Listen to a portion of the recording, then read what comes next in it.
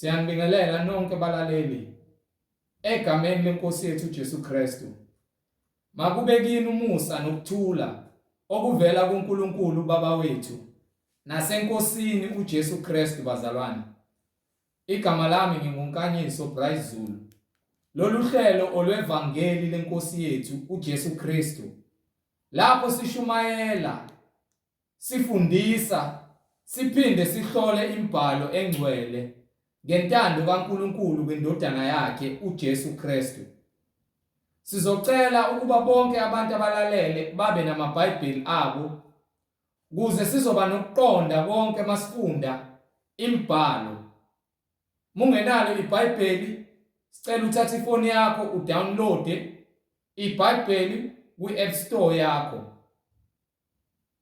Kulabo abazothanda ukuxhumana nathi mayelana nenkonzo yombhabhadiso noma nobufakazi ngemisebenzi yenkosi yethu Jesu Kristu, noma nemibuzo ngeBhayibheli ungenakho ukuqonda, sizocela ukuba uthathe nayo imininingwane ukuze sizoba nokuxhumana nawe. Inkosi mayivumile ithinta inhliziyo yakho njengamanje. Ngizoqala nge-email address. Email address ithi izwilenkosi.ujesuchristu@gmail.com. izwilenkosi.ujesuchristu@gmail.com. Ngilandelise ngenamba. Inamba ithi 066 566 9245. 066 566 9245. Ku-YouTube ziyatholakala intshumayelo zonke noma imfundiso zonke. Ku-YouTube uthi izwi lenkosi uJesu Kristu. Izwi lenkosi uJesu Kristu. Ungakhohlwa ukusubscribe nokuthi uthumele kubo bonke abantu obaziyo, ikakhulukazi labo osonta nabo, ukuze nabo bezohlola imibhalo engcwele ukuba lokhu enikufundayo kule ndawo enihlanganyela kuyona kuyikhona yini lokhu okubhalwe phansi encwadini engcwele. Ngizothanda-ke bazalwane ukuba sivule ngomkhuleko egameni lenkosi yethu Jesu Kristu. Baba wethu osezulwini, malingcweliswe igama lakho Nkosi yethu Jesu Kristu. Umbuso wakho mawufike empilweni zethu sisemhlabeni njengasezulwini. Usithethelele amacala ethu esona ngawo Nkosi, sona sisemhlabeni singenakho ukuqonda umoya ongcwele, singenakho ukuzwa amazwi okuphila nentando kamoya engcwele ngenxa yezimo zasemhlabeni nangoSathane oholela wonke amazwi angcwele ukuba singakwazi ukuzwa wena nemiyalelo wakho Nkosi uJesu. Usithethelele, uzusiphe namandla okuthanda labo Nkosi lapho esimangalela ngakho uthando lwakho lungekho enhlizweni zethu. Sisize Nkosi Jesu, izwi lakho lokuphila lihlale enhlizweni zethu, usihole ngamandla kamoya engcwele aletha ukukhanya empilweni zethu, ngokuba umbuso ungowakho namandla nobukhosi kuze kube phakade. Amen. Amen.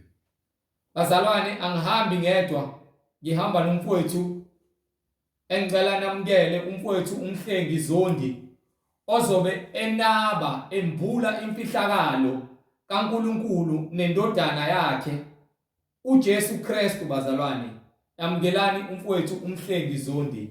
Amen.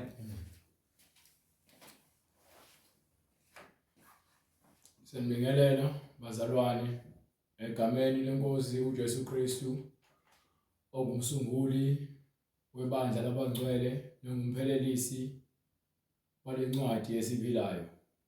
Namanje siphakamisa udumo sithi siyambonga uNkulunkulu ngokusinika amandla nomusa neqiniso ukuthi sikwazi ukuphila kuze kufike kulesikhathi sifike ekutheni sazi iqiniso ngokupheleleyo, ukuze sithole ukusindiswa kuKristu, ukuba ngaphandle kwemibhalo eyashiwo ngabaprofeti ngentando kamoya oyingcwele ukuphila kwethu kuyize, njengoba isho imibhalo ukuthi ngabe sifana neSodoma neGomora Silokhu sithule bona ubufakazi ukuthi munye uNkulunkulu ongenamphelezeli, ongenamkhapheli, ongenambonisi, ozakhele konke ngamandla akhe nangokuqonda kwakhe, ukuhlakanipha kwakhe ongohlolwa umuntu ngaphandle kulabo abazinikela kuye ukuze bazi izindlela zakhe, baphile ngeqiniso elikuNkulunkulu ukuze bazuze ukuzuza okuphakade. Ngokuba inyama negazi akunanzuzo, kuyinkazimulo kaNkulunkulu akwakha ngamandla akhe ukuze anike umuntu ukuphila. Wakha umuntu ngomfanekiso wakhe. Umuntu uphuma phansi enhlabathini.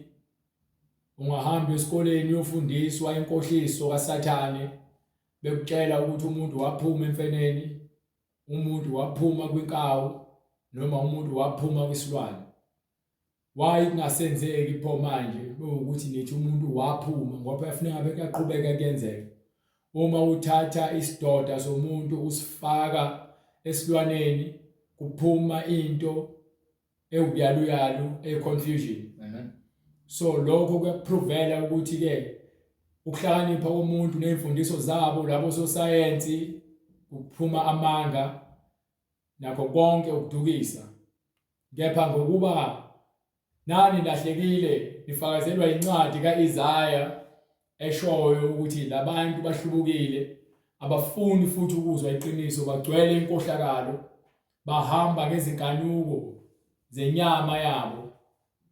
Ingakho ningafuni ukuzwa nokukholelwa eBhayibhelini ngokuba senizifide lokuthi iBhayibheli lafika nabelungu. Ngalokho ke asikwazi la eBhayibhelini kuthiwa iBhayibheli labhalwa umlungu. Akukho. iBhayibheli ngiphe incwadi yokuqala kaPetru isahluko.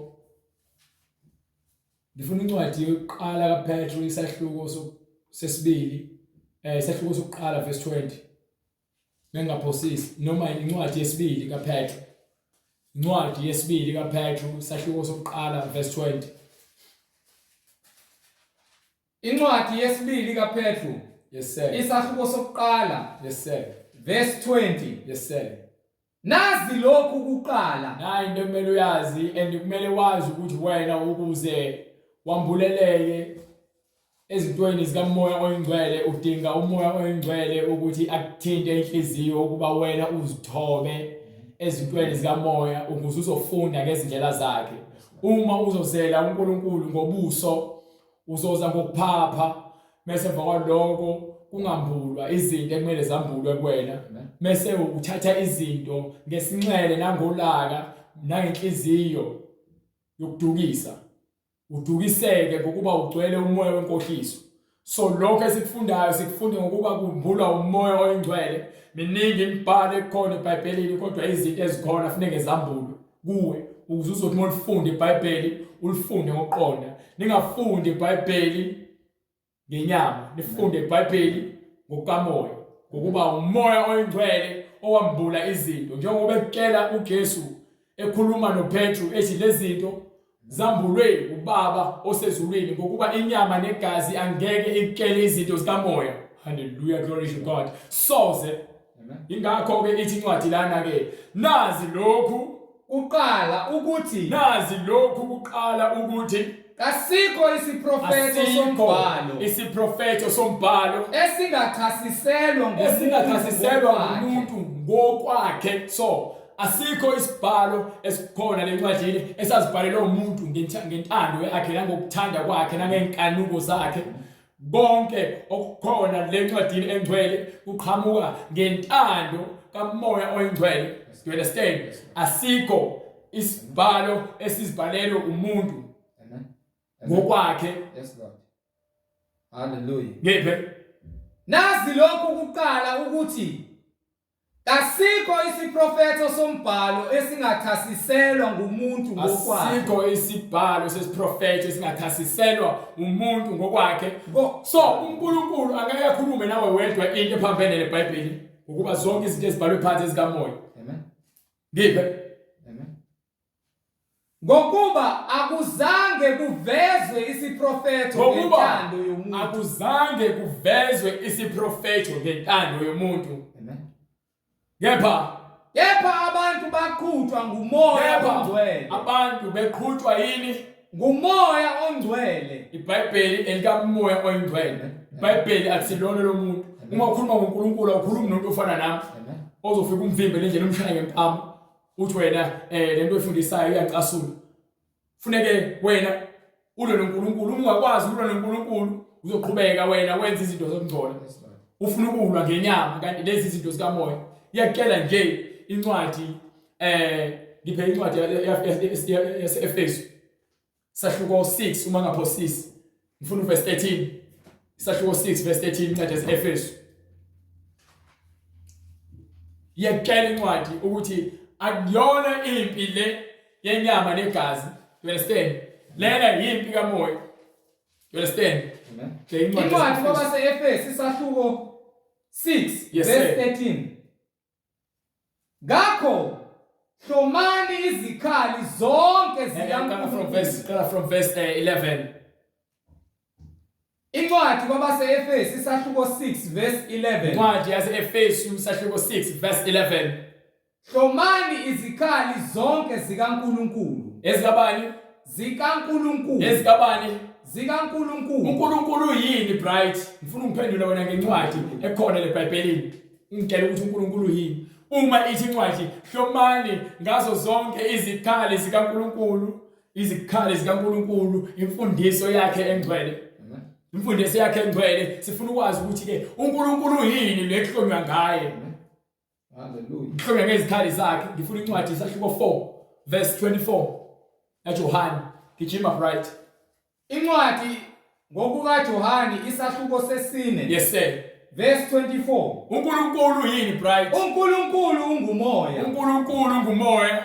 Abakhuleka kuye. No, abhali ukuthi uNkulunkulu ungushembe lapho. uNkulunkulu ungumoya. Sikhuluma ngoNkulunkulu wadala izulu nomhlaba. Hayi uNkulunkulu ofayo. Bathi uJesu wafa, kumele ithi uNkulunkulu uJesu wafa wavuka usezulwini. Amen. Uyaphila phakathi, uyabuya futhi uzowahlulela izwe. Yena ozoza ngenkazimulo kaYise. Amen. You understand? So uNkulunkulu yini? uNkulunkulu ungumoya. uNkulunkulu ngumoya. Hallelujah. Labo abakhuleka kuye bafanele ukukhuleka ngomoya nangeqiniso. Yini ephilisayo bright? Chapter 6 verse 63. Yini ephilisayo? Sifuna ukwazi ukuthi yini eletha ukuphila. Ngumoya ophilisayo. Umoya, uNkulunkulu ophilisayo. Yezwa lonto le. Umoya. uNkulunkulu ngumoya. Bonke bakhuleka kuye, bakhuleka ngokomoya nangokweqiniso. uNkulunkulu ungumoya. Ngumoya ophilisayo. Ithi ke ku chapter 6 kaJohane chapter 6 verse 63. Umoya ophilisayo. Inyama ayisizi. Inyama ayina nzuzo. Siyatshela nje, inyama ayizuzi lutho.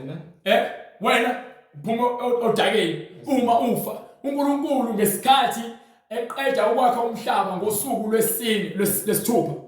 Wakha umuntu phansi enhlabathini. Wathi asakhe umuntu ngomfanekiso wethu. Amen. Uma akha umuntu ngomfanekiso wethu, wakha umuntu ngodaka. Umuntu wathathwa odakeni. Umuntu kabili. Khona umuntu lo omonayo, khona lo muntu ongamboni. Yayizwa lonto ngoba uNkulunkulu wakha umuntu ngodaka. Uthe beseqedile wayesefaka umphefumulo wokuphila emakhaleni akhe khona umuntu ongaphakathi kwena. So uma sikhuluma nawe, sikhuluma nalo muntu ongaphakathi, asikhulumi nalo muntu ofayo. Lo umuntu uyafa. Inyama negazi ayina nzuzo. Inyama negazi ayingene ezulwini. You understand? So uma incwadi ithi ke inyama ayina nzuzo, bese ihambe ngale incwadi yaseEfesu chapter 6 verse 11 ithini? Incwadi kwabaseEfesu isahluko 6. Yes sir. Verse 11. Verse 11. Ningahlanganyeli. Incwadi hlomani izikhali zonke zikaNkulunkulu. Hlomani izikhali zonke zikaNkulunkulu ukuze nibe namandla. Izikhali zonke ezikamoya. Imiyalelo yoNkulunkulu kumele uyigcine. Amen. Yonke kumele uyazi iphile kwenu kade kube yiyona zohola ukuze usathane engeze ukuyithola indawo. Yes, Lord. Timnqabeni usathane uyakubaleka. Amen. Mphile usathane uyakubaleka. Umphila kanjani usathane ngokuthi usondeze ube seduze noNkulunkulu. Amen. Awubi seduze noNkulunkulu ngomlomo kuphela. Amen. Ithi njalo incwadi yathi ithi bamkhonza ngomlomo. Yes, Lord. Hallelujah. Bayamphika ngezenzo. Amen. Bangabanyanyekayo. Amen. You understand? So manje yona yonke umsebenzi womngcolo imisebenzi emihle abangasebenzi. Hallelujah. You understand? Amen. So ngipheke le ncwadi iqhubeke nayo. Hlomani izikhali zonke zikaNkulunkulu Hlomani ngeqiniso ukuze nibe namandla okumelana namaqhinga. uhloma ngeqiniso, Amen. uhloma ngomusa, Yes, Lord. uhloma ngokuthobeka, Amen. uhloma ngokuhlakanipha ukuthatha uNkulunkulu. Amen. Ngana uhloma ngemiyalo yakhe akunike yona. Uphile ngayo. Amen. Ingakho uthi hlomani Amen. awuhlomi ngokufebe. No. Awuhlomi ngokuqamba amanga. No. Awuhlomi ngokuba isiphingi. No. Awuhlomi ngokuba isigebengu. No. Awuhlomi ngomntshontsho. No. Awuhlomi ngokuthakatha. No. Awuhlomi ngokuba isangoma. No. Hloba ngemsebenzi efaneleyo ukuphila. Hlomani izikhali zonke zikaNkulunkulu ukuze nibe namandla ukuze uthole amandla kufuneke uthobeke uNkulunkulu ufunde ke. Ingakho uJesu Kristu athi kwincwadi yaMathewu sahluko 11 verse 28. Ncwadi yaMathewu sahluko 11 verse 28. Zanini kimi nina nonke enikhatheleyo uma sokhathele ukuziphathela umthwalo wakho ubone ukuthi ungaphezulu kwamandla akho awukwazi ukuzithalela. uJesu Kristu uthini? Zanini kimi nina nonke enikhatheleyo nenisindwayo imithwalo kaSathane enenza izigqila zempohlakalo. Phila ubhema ugwayo udaba utshwala uyafeba uphuza utshwala uhlala ejointini ubulala abantu uchitha igazi ukhipha izisu uqamba amanga udayisa izidakamizwa wenza yonke imikhuba yokungcola uphila ngokufebe uphinga nabafazi babantu. Umfundisi ofundisa ivangeli lamanga umholi ohola ngendlela engafanele ucindezela abantu. Ngalokho wena uphila esonweni ungokayihlo uSathane nemisebenzi yakhe yokukhohlisa nokudukisa nokuba isigqila sesono. Uthi uJesu Kristu zanini kimi nina nonke enikhatheleyo nisindwa imithwalo yezono. Abafundisi benu abafundisi ngalezi zinto lezi. Ingakho esontweni abantu besifazane bengamboza amakhanda begqoka noma kanjani befaka amabhlukwe befaka amacici nemakeup. Abafana bayabhema esontweni baphuza utshwala babona intombi lesontweni kuyafekwa lesontweni kuzalwa ingane ngaphandle komshado. Abafundisi abanankinga ngoba yini banikhuthuza abanendaba nemalini abanandaba nemphefumulo yenu. No, abanandaba banendaba nokuthi bangene emaphaketheni. Anifundi lutho ungena esontweni ufana uphuma uyafana. Benza inzuzo engcolile ngoba bathanda imali kakhulu ngaphezulu kweqiniso. Abafuni ukukhuluma iqiniso. Iqiniso alikho kubona. Ingakho iBhayibheli lithi phumani kubona. Ningasentulo engcolile. Yezwa lonto. Mina ngiza kuniphumuza. Bekani ijoka likaJesu Kristu phezu kwenu ngoba yini? Nifunde kuyena. Yena kumele sifunde kuyena. Ngokuba ngimnene. Ngokuba yena unjani?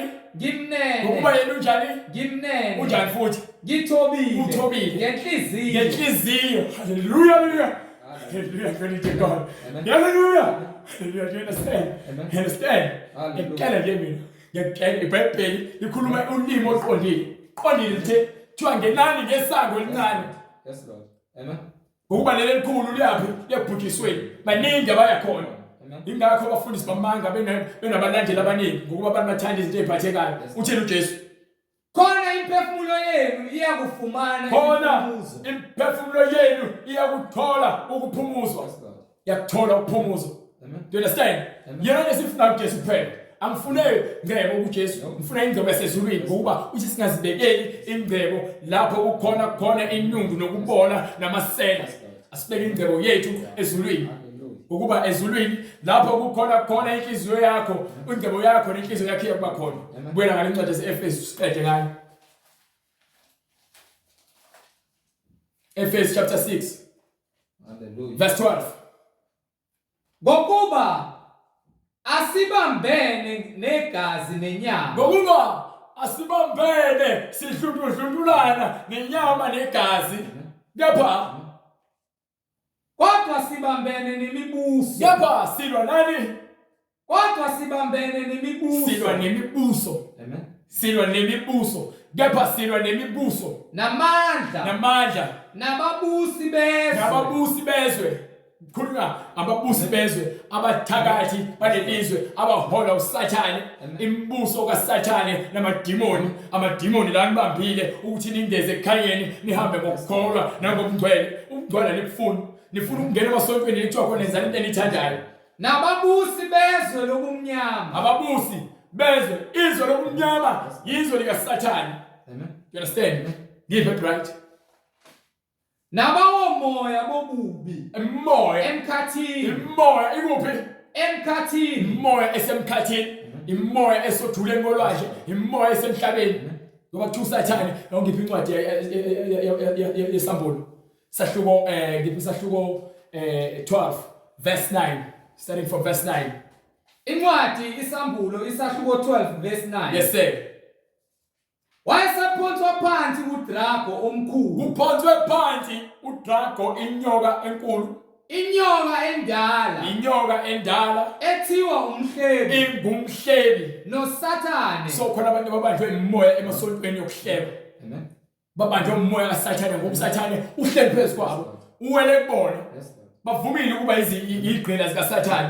Do you understand? Ngiphe Edukisa izwe lonke. ithukisa ini Izwe lonke. ithukisa izwe lonke ingakho amasonto eni benifundisa ngevangeli lokuthi nina nidinga izinto eziphathekayo ukuze nibusiswe besebenzani beza neziwasho namanzi abusisiwe novaselina beza namadumu banifunza izinyoka bandlisa utshani ngokuba yini nithanda izinto eziphathekayo. Iyatshela incwadi asilwi nenyama negazi. Ngiphe nencwadi yaseKorinte yesibili verse 10 chapter 10 incwadi yesibili kwabaseKorinte sahluko 10 starting from verse 4. Sifuna ukutshela ukuthi impi esilwayo akuyona impi yenyama ekuzulwini angena inyama negazi. Lo muntu lo mbonayo uyafa uma uholwa inkanuko zenyama wena ezulwini awunandawo ngokuba yini ulandela inkanuko zikaSathane. uSathane ukutshela ukuthi asamsofeba uyagijima ukutshela ukuthi asamsophuza uyagijima ukutshela ukuthi asiqamba amanga uyaqamba amanga ukutshela ukuthi asibulale uyagijima uyachitha igazi ukutshela ukuthi hayi asifebe uyagijima uyofeba ukutshela ukuthi hayi asiphinge nanomfazi womuntu asishumayela ivangeli lamanga uyakwenza lokho asibanike izwasho asihambisa ngoma uthi usindisiwe kodwa ikutshela kahle incwadi ithini. Incwadi yesibili kwabaseKorinte isahluko 10 from verse 4. Yes sir. Ngokuba izikhali zethu zokulwa kasizo asizona ezenyama asiphathi izibhamu asiphathi imbese siphethe nansi incwadi engcwele iyona lencwadi esiphathayo isona sikhali esiphethe wonke amazwi kamoya oyingcwele. Amazwi kamoya oyingcwele iwona zikhali esinazo. Kodwa ngaye uNkulunkulu yawuphinde futhi batshele wafundele kahle ngokuba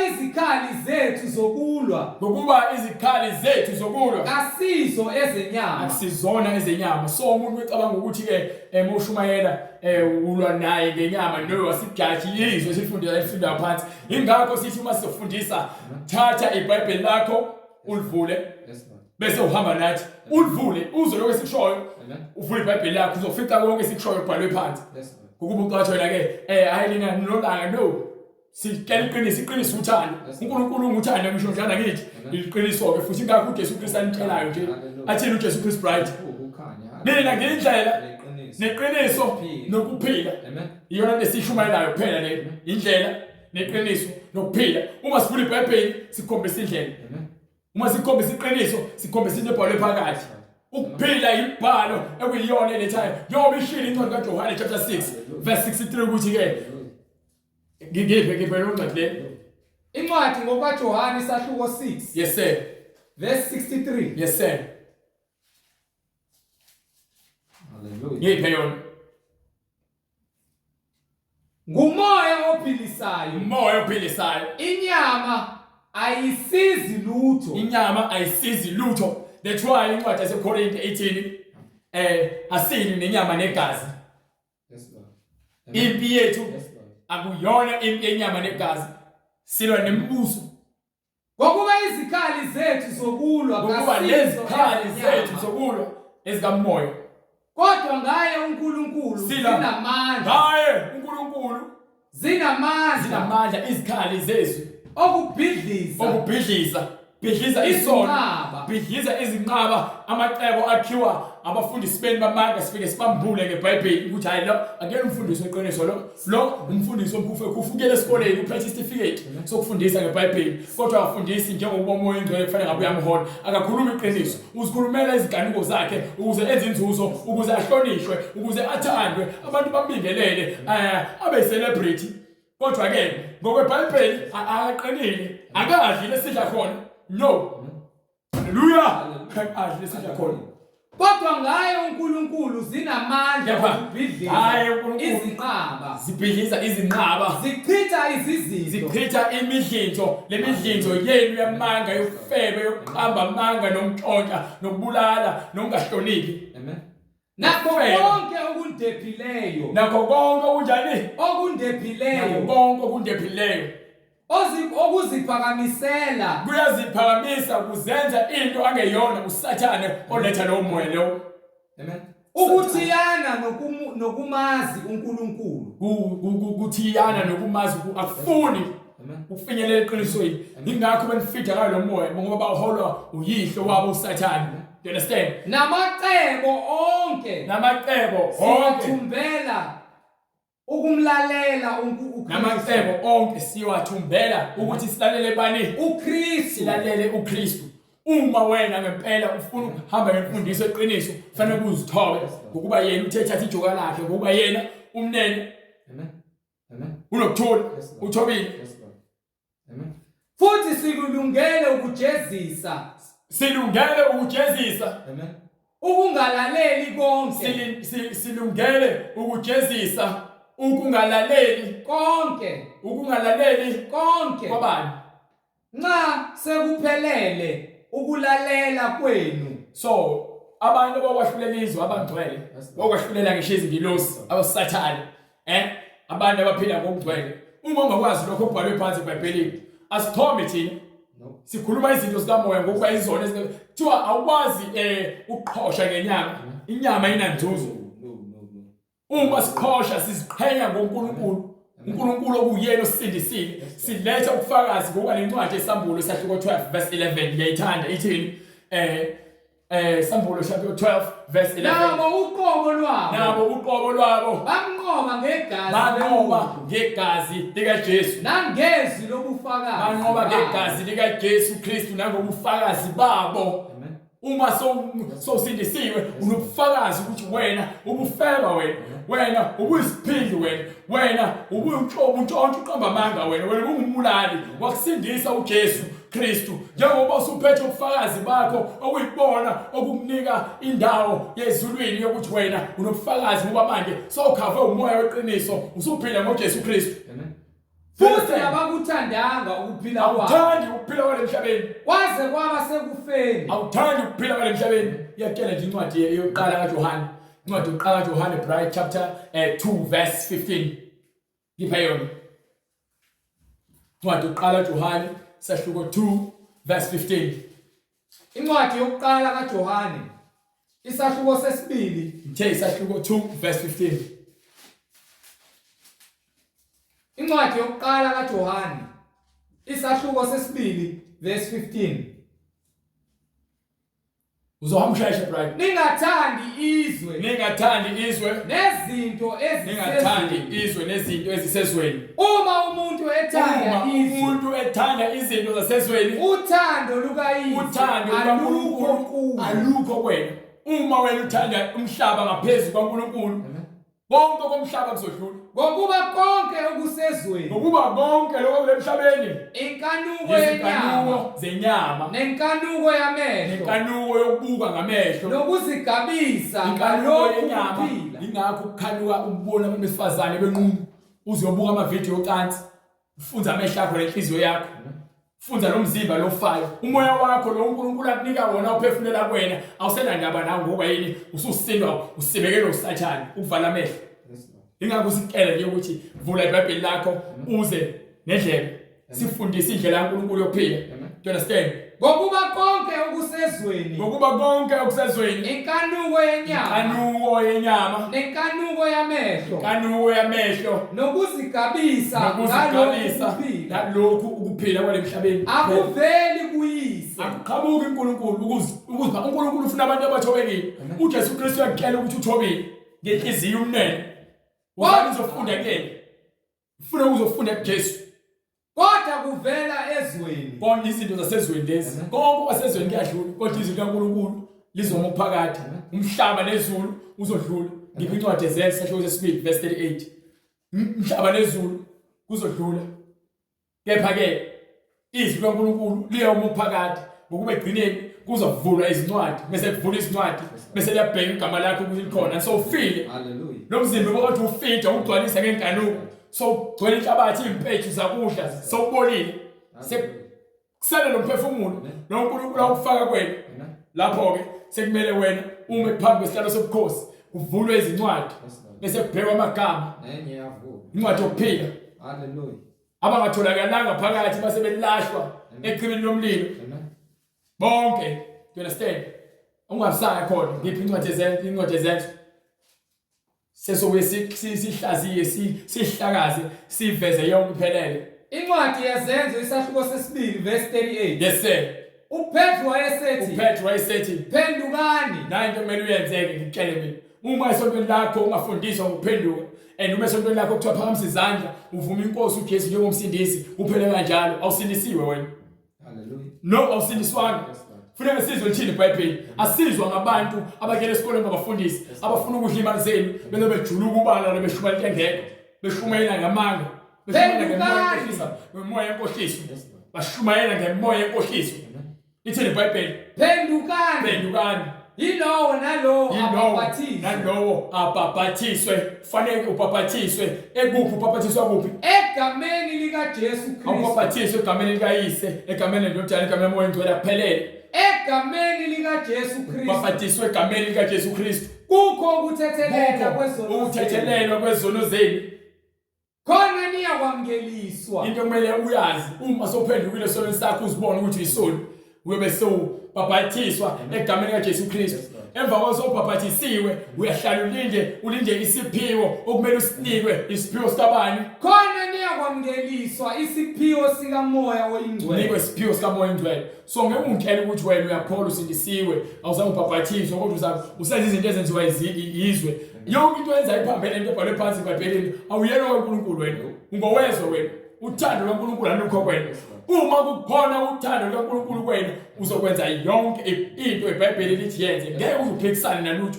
Uma uphikisane ngokuba yiniholwa yenkanuko awuholwa umoya oyingcwele umuntu oholwa umoya oyingcwele uthi amen kukho konke ubhalwe phansi. You understand? Ngeke ukuthi ke senihamba amasonto noma amasinagoge kaSathane aweak angena igospel yeqiniso ingakho nizenzela umathanda. Do you understand? Ngiphe ngokuba isithembiso ngesenu nesabantwana benu esabo bonke abakude bonke inkosi uNkulunkulu wethu eyababisa wafakaza nangamanye amazwi amaningi wathi wabayala wathi zisindiseni kulesi sizukulwane esiphambeneyo. sindiseni kulesizukulwane esiphambeneyo. Yena kuphela into ongayenza loyo ukuthi usindise ubuyele eqinisweni. Mofuna ukuhamba nathi imininingwane ishiyiwe ukuze wena uhambe ngoqondo ukuze wena usindiswe emphefumulweni wakho uyeke uhambe ulandela amasonto angenayo imfundiso engcwele. iBhayibheli uliphathe ngesizathu esipheleleyo. So usiyosithinta kule mininingwane esishile ngaseqaleni moyitshumayelo ukuze ke uthole ubhabhathiswa ngegama lenkosi uJesu Kristu noma egameni likaJesu Kristu noma egameni lenkosi uJesu njengoba kubhalwe phansi eBhayibhelini uyobeke so usithinta kwi-email noma ke kwinamba naka YouTube siyatholakala uzofika ukuhlole lapha ubheke ipage lethu lithi ke izwi lenkosi uJesu Kristu so usithola usubscribe usharishe le gospel nabo bonke abantu baziyo ukuze ke abantu beze kukhanyeni uma unemibuzo nayo yonke into ebhalwe eBhayibhelini silethele imibuzo yonke siyayifuna ukuze sikuphendule ngayo iBhayibheli asenze okunye ngaphandle kweBhayibheli asinakho okunye ngaphandle kweBhayibheli kuphela aselanga ukuzodonsisana nabantu ngokuhlakanipha kwesenyameni sikhuluma ngeBhayibheli kuphela iBhayibheli kuphela you understand usifana nomkhuleko bhuti baba egameni lenkosi yethu Jesu Kristu uNkulunkulu onamandla siyabonga Nkosi uJesu kuba umusa neqiniso uze nakho Nkosi uzokhulula bonke abahlezi ebumnyameni uzile Nkosi uzosikhulula bonke ubumnyama obusihlezi kubo uzile Nkosi uzovula amadlebe ezithuli uzile uzovula amehlo ezimpumputhe uzile Nkosi kuba labo abangaboni babone laba Nkosi ababonayo bangaboni ngoba bephika ngayo yonke imbono siyabonga Nkosi uJesu kuba uthi wena kubo bonke abangakholwa Nkosi abakholwe ngenxa yemisebenzi oyenzile mabengafuni ukubona Nkosi amehlabe izimpumputhe ukuba wena unguye ongusomandla unguye ongumnini mandla onke unguye oyidwala lamadwala unguye uKristu Jesu oyinkosi nomsimbisi ezimpilweni zethu siyabonga Nkosi ukuthi izwi lakho likhulekile linamandla linokuphila siyabonga moya engcwele kuba wena uzile uzosiduduza awumbuli Nkosi imfundiso yezwe efundisa ngemoya yamadimoni oholela abantu ekufeni ibathembise ingcebo yomhlaba ekuyona kugcwele inundu nokubola Nkosi ngoba umuntu mayesehambile akathathi lezo isithembiso abantu abathembisa ngawo abanye abantu emhlabeni beholwa imfundiso elethu ukudukisa nokungaqondi kepha wena moya engcwele siyakubonga ngoba uza nokuphila wena Nkosi moya engcwele uyasho Nkosi uJesu kuba labo abalala benawe benabandla kamoya engcwele abalala belele ethembeni bayokuvuswa ngosuku baba lokuvuka siyalibonga izwi lakho Nkosi ngoba lithembekile linamandla liqinisekile Nkosi egameni lenkosi yethu Jesu Kristu yena yedwa oyinkosi nomsindisi ezimpilweni zethu sikunika udumo Nkosi ngoba wena ufanelwe manje kuzobe phakade amen sibonge bazalwane umusa nothando kaNkulunkulu siphinde futhi sibonane ngokuzayo uma inkosi ivumile egameni likaJesu Kristu amen